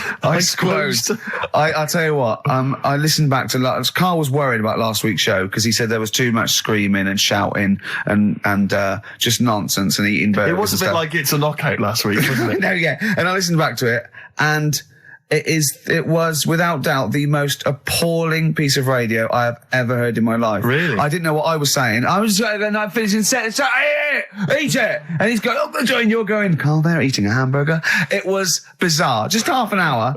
If anyone didn't know us, or I'd never heard of us, it was just like going, Heart 104, XFM 104, listen to this. Eat the burger, eat the biscuit, coming out as many. No! It was absolute, honestly, it was like a mental ward. It was, to be fair, though, at the best of times, you sound like you're selling the Evening Standard.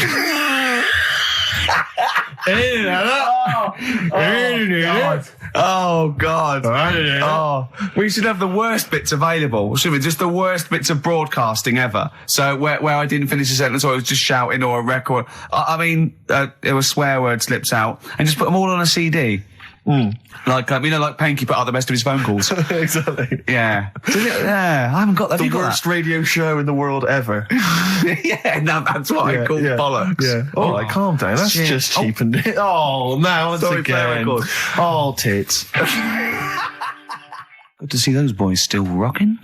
That's AC/DC. Shook me all night long. On XFM 104.9, I'm Ricky Gervais, with me, Steve Merchant and Karl Pilkington. Have we got the results of the quiz, Karl? Or? Yeah, I'll just play it one more time. It was Songs of Phrase. Is this the last time we're doing this? Oh, I thought so. I thought it worked better this week because it was actually doable. Yeah. I think that makes a difference, Karl. We haven't done Karl's an idiot, yeah? Karl, you're an idiot, have we? Oh, well, that's a reason to keep it. Maybe we can end with that one when you come back. Right, well, the 5 songs that made up this little thing here was Mr. E's Beautiful Blues, Eels, Innocent Man, Billy Joel, You're My Favourite Waste of Time, Owen Paul, Brilliant. Bohemian Rhapsody, Queen, Girls on Film, Duran Duran. It sounded like this.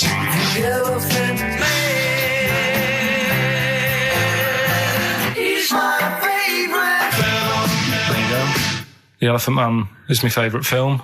Hang on, was Bohemian Rhapsody in there? Yeah, it is. Oh, right, yeah. Right. Well, we're going to give that to Piley. He just calls himself Piley. Ian Pyle. Good work, Piley.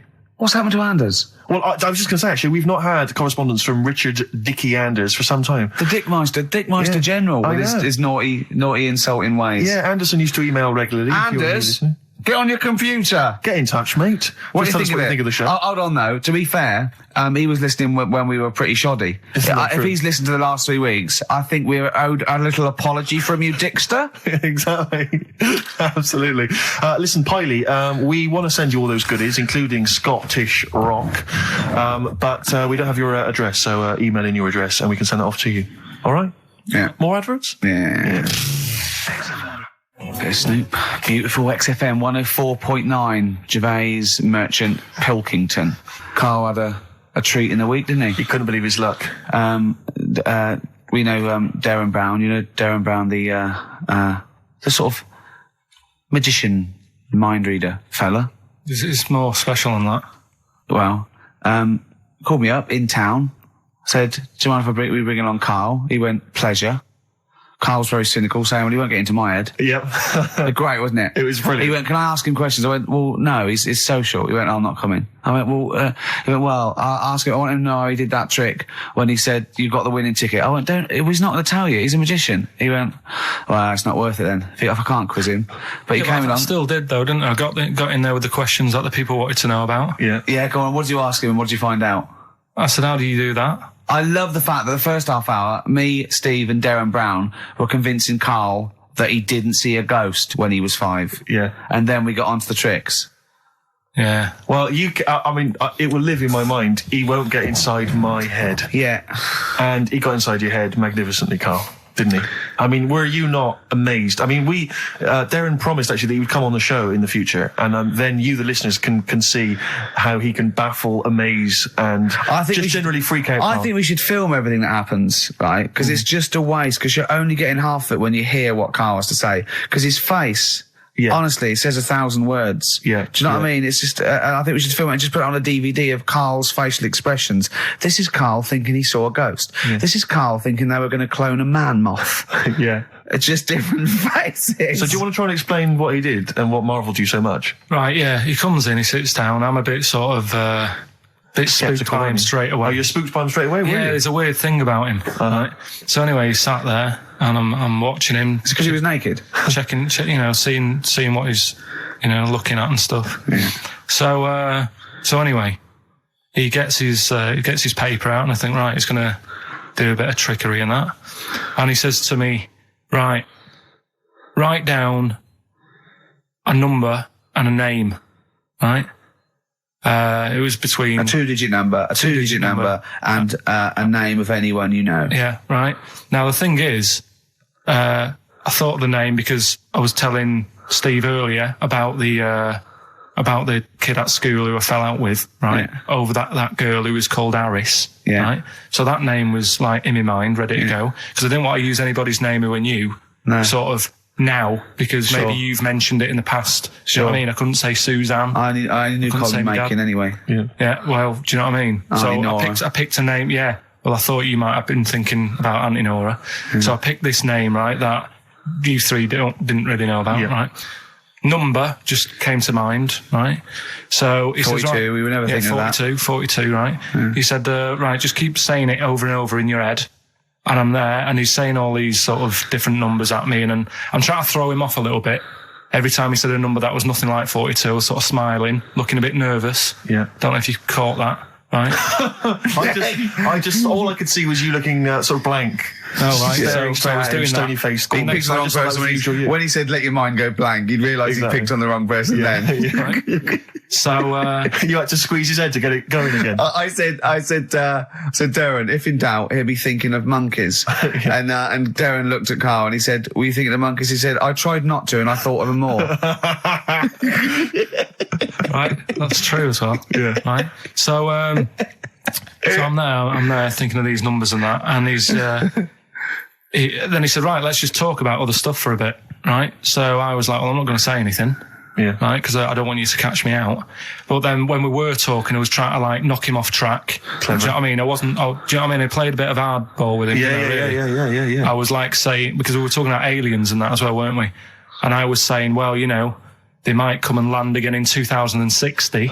Oh, clever. You know what I mean? Dropping in different numbers and that. And so doing all that, playing him at his own game. And I think I had him for a bit. On the ropes, right? So anyway, comes down to the time when he's telling me the name and the number. Yeah.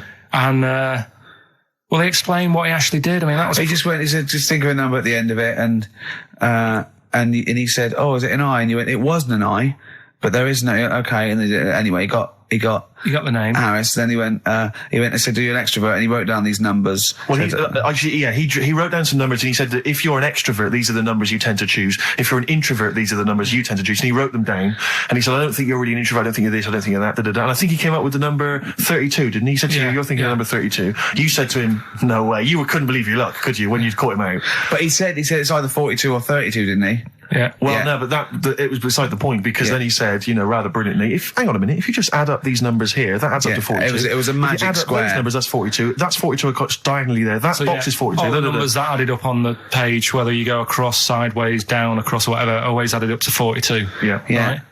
Right? And you've got the name Harris, which freaks you out. He freaked me out. I kept saying to him, how do you do it? How do you do it? And he wasn't telling me. I was talking to people at work about him, and one lad said, apparently the trick that he uses is the same thing that Hitler did. Play record. No, seriously. Apparently it's the same thing because he was saying... What? Play record. No, just let me finish because I've even ran it by other people to check if I'm right on this. So let's do play record and come back to this. Because the people in the XFM office, they're pretty wise. They're up on that stuff. No, he used it in a different way. Play record. No, hang on a minute. Let me hear it. All it is, it's power of suggestion, apparently. And when Hitler used to do his big speeches to people. Yeah. What should we play? Come on. Finish your point. Well, that's about it. Who told you that? Ian Canfield. A few different people. Right. The big thinkers out there. Like the brain boxes. But anyway, right? It's because Magnus Magnuson works Sonic Show now, doesn't he? Right. Listen, or was it Paxman? Was it James Paxman? That blew me away, right? That the fact that he got the name, he got the number. Spooky bit, right? I'm walking home. I called you up a couple of times and I left a message on your phone because it was just amazing. Not only was he good at magic, but his maths was brilliant. No, well, that thing adding up to 42 was like, how did he do that? I mean, we didn't even make a big deal out of that. He said that to me. He said, all Carol Vorderman's got is the maths. Do you know what I mean? Imagine him on Countdown. Yeah. He'd even know what they were going to write down. Do you know what I mean? So a bit of a wasted talent. I should see him again about that. I think he asked him, I said, why are you doing it on mucking around on telly? Then he went, sorry? He went, why are you mucking around on telly? Yeah. And he said you could make some serious money. I think Steve went, well, he does all right. He went, nah, but if he did that with the ticket thing all day. Yeah. But didn't you say to him you should be working for the police force? I said, yeah, you should be in a police station. You could help people out. Yeah. Do you know what I mean? It's not a daft idea, is it? Not really. Right, so anyway, right, so I get home, still, I'm calling different people up walking home, I couldn't believe it. Yeah. Right, I called Suzanne up telling her about it, and she's like, slow down. She said, you're like a little kid who's just been on a fairground ride or something. Yeah. Slow down. Right, so I'm telling her, call me mum and dad up. My dad wasn't that impressed. No, of course He's not. like, well, it's all been done before. But anyway, right, so... But then he wasn't impressed with Little Donkey, was he? No, he's not impressed by much, is he? Right, so I get in. He probably had to nip back down to the phone box. Right. Do some thieving. Yeah. We've forgotten bread. No, I'll just go down the phone box. Yeah. Right, so I get into my flat, right, and what they do in my flat where I live, they put the post in like these little pigeonholes, right, and I don't normally check them out. I leave it for Suzanne to do, right? Sure. But this time, for some weird reason, I thought, right, I'll check it, see if we've got any post. Open it up. There's only this. A letter for Miss Harris. Yep. There it is. Bona fide in front of us. A letter addressed to a Miss Harris. Well, does she live there? No, it's my address. She doesn't live there. Did she ever? Don't know. It doesn't matter. It's weird, isn't it? But We've never had. Normally, I think there was a guy who lived there called Yaki Shoki. Mr. 42. It was definitely wasn't an Harris, right? This is the first time we've had a letter for this woman. Yes. Right. But what are you claiming? Because Well, Darren Brown himself admits that it is not paranormal, it is not supernatural, it is a trick. It's a trick. Is it? But he would say that, wouldn't he? Hitler said that. Play a record. Well, can we open this? No! It's illegal! No, but I'm thinking if What it's if a we opened it birthday off card air? for someone's like 42nd birthday. Right. You can't open that letter. Go and put it back, or put you cannot open that letter. Why not? You can't open someone else's mail because you think Darren Brown's supernatural. What if we steamed it open? Then resealed it? No one would know. It's only a letter. You can't. You can, but I don't want any part of it. Carl, I if think you should open it. No, you open I'm it. not opening it. It's against the law. You should open it Right, then. we won't open it then. They won't send you to prison. Forget it. You'll get off. Cure? Yeah. Bit of cure? There's no cure, no. I'm looking. Well, I'm tempted to open it. Well, do you want to, Steve? There you go. No, I'm not going to open it. But I think you should definitely. 6 Different Ways by The Cure from the album The Head on the Door. We've enjoyed that. The head on the door, Carl. Ooh, bit of a coincidence. Spooky, isn't it? It was only 4 weeks ago you were talking about a head and a door. Exactly. Has the door got a number on it? 42. Oh, dear. So we're not opening it. No. Well, I can't open it because as the producer, right? Oh, yeah, because your standing in society is such that they'd make a real example of you. Yeah. A producer of a tin pot radio show once a week. Yeah, he should know better.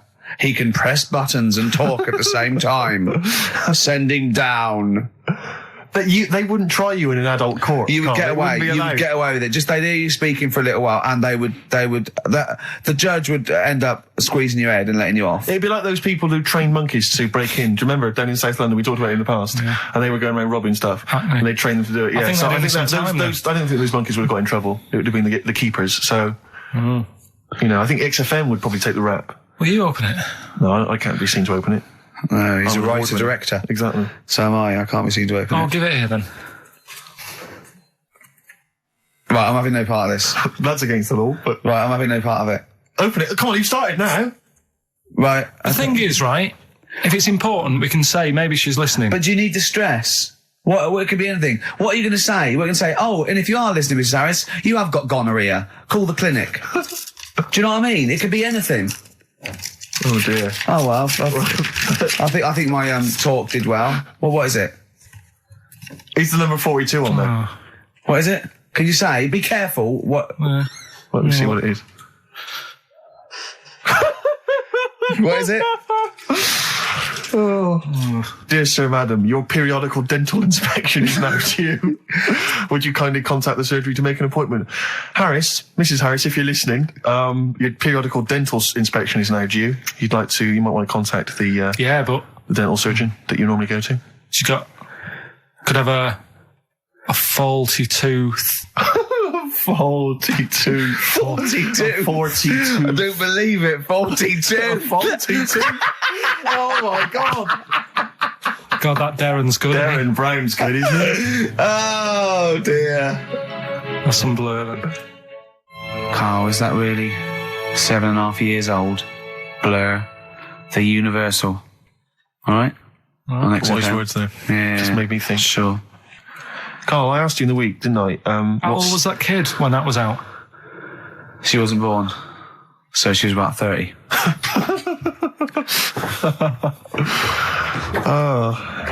Well, I think that's the first time we've officially broken the law on air. What? I don't think we've broken the law before on air. Be have we? all right with the dentist appointment. Well, we haven't broken the law, Steve. He has. You're right. Yeah, we're fine. And he should know better. He's the top producer of a tin pot radio station.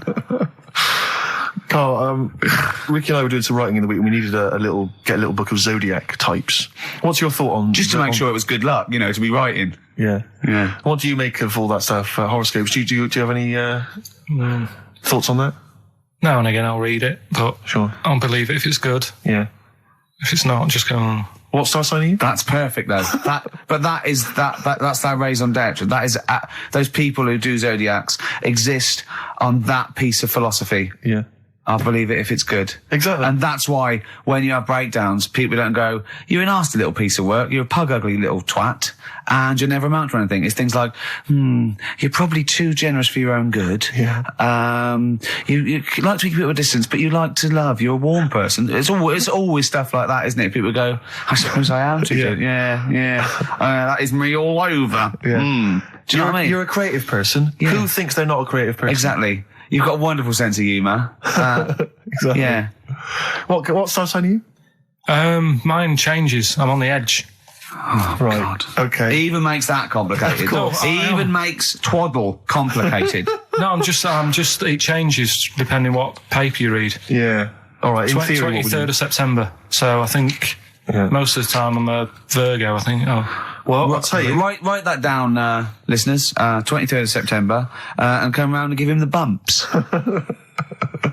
What I mean. Well, according to this, I mean, you've been criticising this, Rick. Sure. You've been saying that there's maybe not anything in the zodiac thing. go Well, on. hang on, let me just read some of the elements of- Is this going to change my mind? Well, Am I going to eat my words? the typical Virgoan. Words. Okay. The physical appearance of the typical Virgoan. Yeah. High forehead. That's not true. Cranium may seem too big in comparison with the face. Look at Carl. But how specific is Has an that? extremely large forehead. Has a high hairline. That's not true, though, is it? May be quite tall. What are the blokes like? Often has one foot turned in more than the other. They've just described Rain Man. What is that? How can they be specific? Well, that's why it sounds like Carl. One foot turned in. Yeah. Oh. Well, have they even bothered doing one for you? Because there isn't many people who... Hang on a minute. Let him finish things. No, I'm just saying. Go on. What are you saying? I sort of think I'm fairly average looking, but I'm saying, have they wasted a page in that book for whatever you are?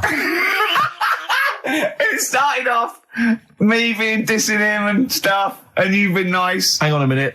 I don't think you can be a Virgoan because it says that they are normally quick, alert, and intelligent. But no, actually, I have to say, it says here, behaviour and personality traits of the Virgoan as a child, is an excellent mimic. Can learn many things in a short time. Not really sure of you, is it? Rarely questions authority, but frequently questions facts. You never question facts. Yeah, you never question authority. He's scared of authority. Yeah.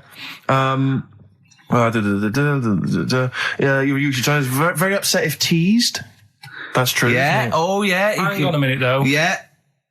Can't take a bit of stick. Too much depends, pressure. If you yeah. can't stand the heat, get out of the kitchen. Yeah. What to teach a young Virgoan? Myths, fairy stories, make-believe, daydreams, and how to use imagination should all be taught to young Virgoans, so they have plenty of magical moments to remember in their adult years when they are often alone. I'm changing my mind. I know. This is good stuff. This is really good stuff. All right, well, let's see. What are you? I don't think we should talk about that. Yeah, let's have a look. It says the Virgoan is... I love some of the specifics of this. Virgoan is an employer. He's excellent as the boss of a small company. yeah. Don't get him on a Tuesday. He's probably stamp collecting then. Yeah. He loves a bit of haddock. Okay, let me look at mine. Oh, that is good though, Carl, isn't it? That is you all over. I've changed my mind. It's brilliant. It's a real science.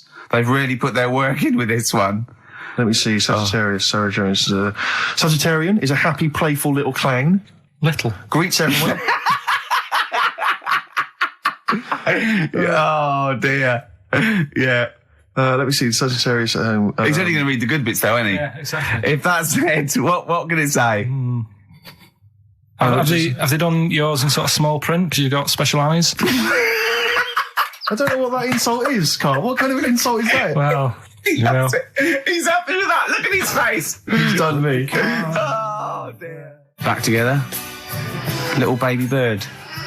On XFM 104.9. Gervais Merchant Pilkington. Gervais, you're Cancer, is that right? Yeah. Just looking you up in the little zodiac book. Sure. Again, I've really changed my view. I used to dismiss these out of hand, Oh, here we but go. these are bang on about Go you. on. May have remarkable teeth, perhaps prominent, irregular, or in some way unusual. You Yeah. have got quite strange teeth. Who doesn't know when they're English? Even if slim, may appear broad or plump. Maybe plump or tend to put on weight very easily. Yeah. Correct. Yeah. Behaviour and personality traits. Loves delicious food and drinks, but almost always dribbles, even when past babyhood. How specific is that? It's true of you, though. You know what that is, You though, can don't barely keep you it know what in that your is, mouth. don't You can barely you? keep it Because in I your was mouth. born at a certain time of year. Exactly. And that's what happens. They They tend to dribble. Yeah, well, no, that is fair enough.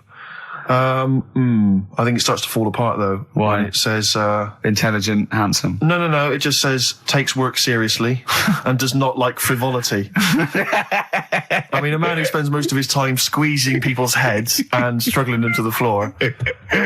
Yeah, maybe it's not, I did squeeze his head. I squeezed his You did head squeeze his many, head. many times. Although it does say that it says about your loves and hates, your likes and dislikes. You apparently like anyone who loves his or her mother. It's so specific. Oh, dear. What Well, there you about go. yours? Let's have some adverts. Please. Hoo, it won't do. Listen to the Gallagher Boys and stop crying your heart out on XFM 104.9. No need to. It's monkey news. So that is the time. Time for monkey news. Can we have the jingle? Oh, chimpanzee that monkey news. I love the jingle. Right, well, Can we play that jingle once more? Yeah. let me cue it up. So, chimpanzee that monkey news. Oh, it's brilliant. Got a lot to live up to now. I'll be honest with you, often that jingle is more fun than the monkey news. Wow. Yeah. So you got to excel yourself this week. Well, it's there's been a lot going on. In the monkey world. Yeah, I was looking at the Guinness Book of Records that we bought last week. What you bought? What that I bought. Is it still wet? As I was cleaning the tea off it, I was having a little read through, and there was some monkey stuff in there. There was this isn't the actual story. I'm just telling you what it's like looking up monkey news all week. It's like behind the scenes. It's like the making of Monkey News, which is actually available on DVD. Exactly. It's 12 minutes unseen footage, just the making of Monkey News, which is my favourite bit in a way. If you enjoy Monkey News, see how it happens. See, from conception to It's all put together. yeah. Go on. Yeah. What's a typical Monkey News day? Well, there was some stuff about a monkey in the Guinness Book of Records. I think it had the record for asking for a cup of coffee in 23 different ways. I don't know what to say. Oh. That's good. Just to show the monkey news is getting bigger and people are covering it. Donald McIntyre, he was on BBC Yeah. on Monday. No, he was on Channel 5, wasn't he? No, he hasn't moved over yet. This is something that he did for the BBC. Right. So that was pretty good. That was about well, it wasn't good. It was pretty sad, really. What? He was doing these things. You know, like last week we were doing Cheap as Chimps, Yeah. and someone emailed in saying, Donald McIntyre's doing Cheap as Chimps. Really? And it was about... I bet he wasn't. I bet Donald McIntyre did not do a programme they called didn't Cheap as use that Chimps. title. No. But you could tell where they'd got the format from. Sure. You know what I mean? Sure. And it was about gorillas and how much you can get one for. But the problem was, because they're that pricey, they were sort of... I mean, I don't even want... It's depressing, If it's actually. cool, then don't... Yeah, forget it. Yeah, it was a bit... Okay. You know, I mean, should I just say, in the making of Monkey News and Cheap as Chimps, not anyone ever is harmed.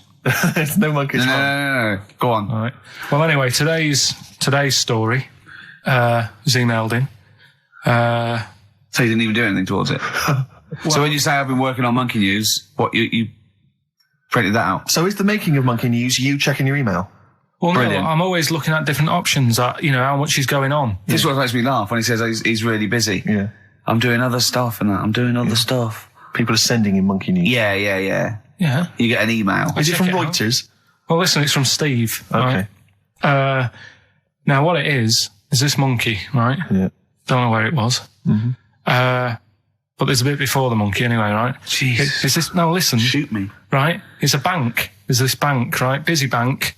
Normal day, everything's going normal, right? Busy bank, people going in, doing what they do, seeing about mortgages and stuff. Yeah. Everything's normal, everyone's happy, right? Yeah. So anyway, it's quite busy one day. Fella comes in with a gun and a balaclava on. Up to no good. Right, I'll tell you now, Carl. If this fella turns out to be any ape or monkey related species, you're never doing this again. You're never. So just, if you want to finish it, it's at your own risk. But if this fella who robbed the bank turns out to be a chimpanzee, that's the end of monkey news. All right. Okay, let's hear the end. It's a lovely day in a lovely bank. Everyone's happy. Everything's normal. The man comes in the balaclava. Man comes in. Is it a man? Starts waving a gun around. Shut up, Rick. Let him finish the story. Starts waving a gun around. Yeah. Right? Up to no good. So everyone's thinking, oh, God, wish I didn't come in here. It's not going to be a good day. How tall is the man? Shut up. Let's hear it. Everything, oh, God. He's telling everyone to get down on the floor. Yep. In what, in thinking, English? In English? Yeah. In English. So. Yeah. So everyone's panicking. Everyone's getting on the floor thinking, this is it. This is, it's all over. Yeah.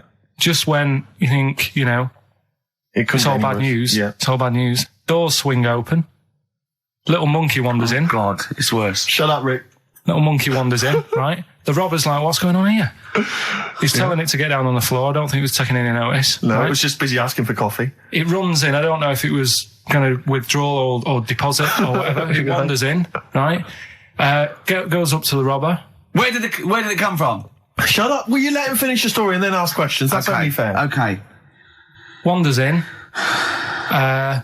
Runs up to the fella with the gun, takes the gun and the bag of money off him. Everyone's like, yay, we've been saved. Then the monkey starts backing out with the gun and the money. Shut up. Sit down and I'm not having this. And Here's the end of the story. It does a runner with the money and the gun. No one's seen it since. You are an idiot. I mean, you have said some stupid things in your time. What are you talking about? It's a story that happened. No! What are you talking about? What do you mean it backed out? It came in, was it an accomplice? Was it an opportunist monkey robbery? What are you talking? Think, Carl. Think. I know it's mad. That's the idea of monkey news. We're telling people how monkeys are pretty, they're mental. They're up to no good. What do you think? They've never seen the monkey since. What, did he have a getaway car waiting? Did he swing his way to freedom? Where was this? There's no details. Don't talk rubbish. Well, yeah, Steve emailed it in. He's got it off the net. And the funny thing is, can I see it? Have you got the information there? Yeah, the funny thing is, it wasn't just him who sent it. I had that a couple of times. So a few people obviously read the story and said, that'll be good for monkey news. It doesn't say anymore. It doesn't say if he went off to Spain. It doesn't say, if he's on Crime Watch. Yeah. It doesn't say any of that. It's just saying that's what he did. That's the story. And that's what monkey news is about. I've heard that they're making a movie version with Phil Collins. So I look forward to that and Julie Waters. So that's this week's monkey news. If you've got any, if anything's happening don't bother. In your town. That's the end. No, that is the end. That's the end of monkey news. No more monkey news. This is bit of Queen. It says it here in this email, Rick. It's got to be true. Right.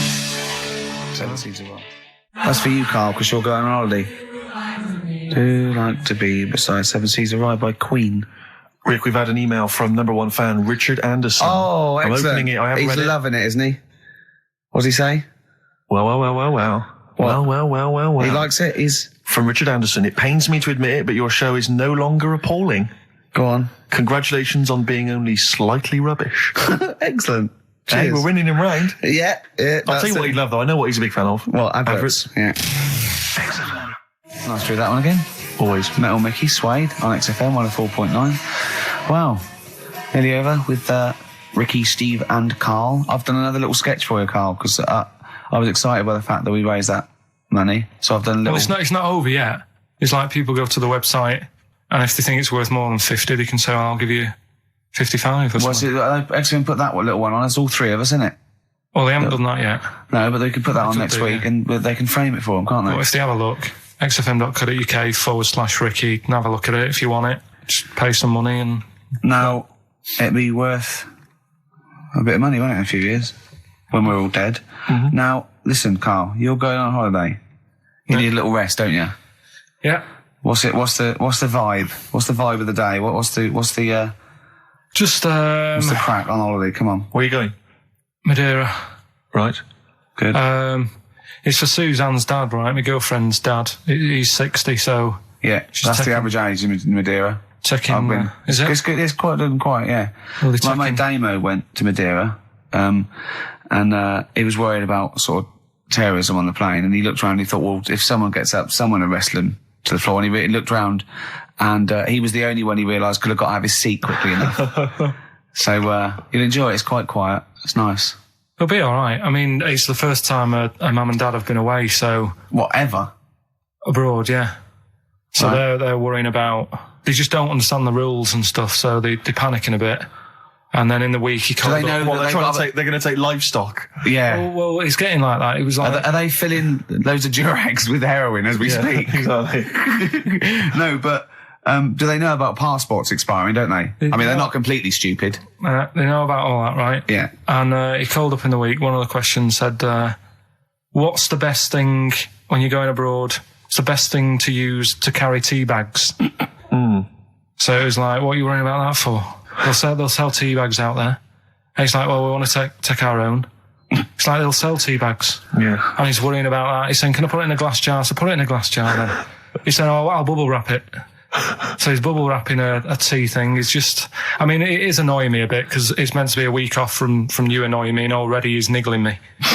Yeah. But you are easily wound up. You are a very finicky little fussy person. You don't like the slightest bit of pressure. See, I thrive on pressure. Working here, working there. That's the way I work as well. That's always doing stuff. Monkey news. Do you know what I mean? Oh yeah, Monkey News. I got an email. I won't read it to on air. It's rubbish, but that's one feature. That's my bit done. That's all I have to do. Well, I'll tell you what. When I'm away next week, do Monkey News and see what you can find out. All right. Oh, there's a challenge. See what you can do. Yeah. I've already told them about the Guinness Book of Records one, so you can't use that. Yeah. Right. We're going to find the best monkey news ever, Carl. Wow. What was it you said to me about... Because, I mean, the thing is that you don't really like people, do you? That's the truth of it. People annoy you, don't they? They wind you up. Yeah. What was it you said to me about friends? You don't... He doesn't like friends. He doesn't want any more friends. He doesn't want any friends. Is it because one day they'll ask me to help him change a tyre? Yeah. What was it? No, it's always hassle. Well, The tyre he sits and swings on in his back garden, he means. It's just... They call up, they ask for stuff, they want favours doing. Yeah, they want a pint, they want to chat to you because they like you. I know they're a pain in the arse. I'll tell you what, Carl, you're better off without them, mate. Although, to be fair, Rick, friends like you... Yeah. You're not judging them on me, are you? You're not judging all possible friends on me. Just they do sort of, you know... You know, some friends will never touch you around the head or I never want to see you for a week, am I? Oh. Do you want to get a little squeeze in? I am going to get a little squeezing. Can I come around there and squeeze you? Squeeze him in now. We should play the last tune. Hurry up while we go to ads and that's it, really. Is that it? We've got no time for records. That's a shame. We'll have a quick squeeze. A quick squeeze. Well, that's like a Benny Hill slap there on the front. All right, that's enough of that. Right. Okay. I'm not squeeze it. All right, that's it. Excellent. That'll do you for a week? Yeah. All right. See you next week. See you later. See you, Rick. Have a good holiday. All right.